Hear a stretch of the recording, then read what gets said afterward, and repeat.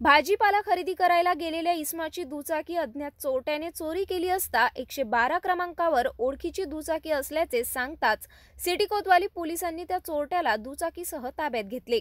त्याची police custody घेऊन त्याच आरोपीने आधी 17 दुचाकीची कबुली दिली।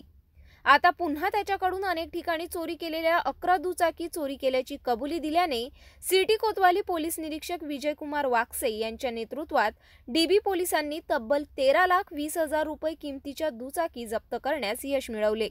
या प्रकरणात पोलीस उपायुक्त सागर पाटील यांनी पत्रकार परिषदेत माहिती स्पष्ट केली। कोतवाली पोलीस स्टेशनचे सर्व अधिकारी आणि अंमलदार यांनी चांगली उत्कृष्ट कामगिरी या ठिकाणी केलेली आहे।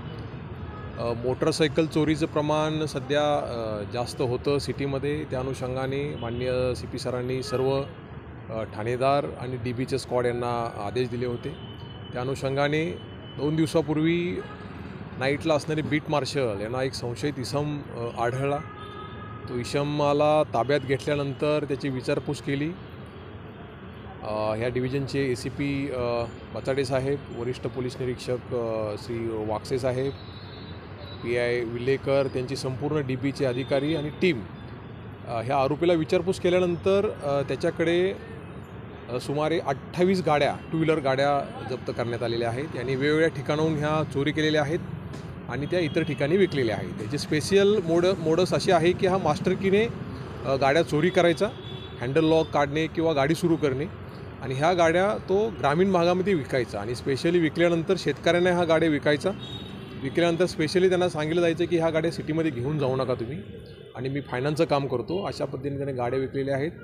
या ठिकाणी जप्त करण्यात आलेले आहेत आणि पुढील तपास अधिक तपास पोस्टेचे अधिकारी करत आहेत। अजून काही गाड्या ह्यामध्ये निष्पन्न होण्याची दाट शक्यता आहे।